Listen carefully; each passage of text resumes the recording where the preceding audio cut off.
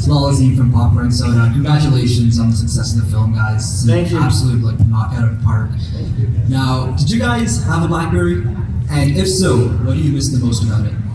Yeah, well, I had, when we first talked about this movie, I was using one, and the phone that I answered the call in which he told me we were making a movie was a BlackBerry, and then I promptly crashed my rental Mitsubishi into a fucking tree in the forest.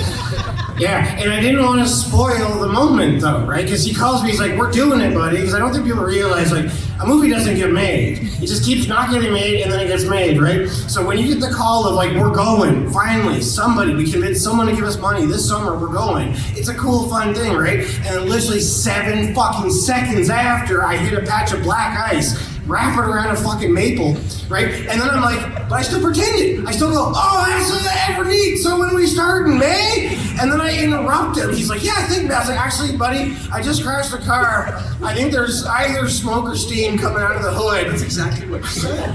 You said that there's either smoke or steam coming out of the hood. I can't believe you remember that. And so, it was vivid memory. It was an awful, very long day. I need to say, from my perspective, the tone of his voice didn't change at all. So when he said he crashed the car, what I thought he was saying was that he had crashed the car well before I had called him, because there was no modulation at all. He was just like, "Anyway, I'll call you back. I crashed the car," and I was like, "Okay."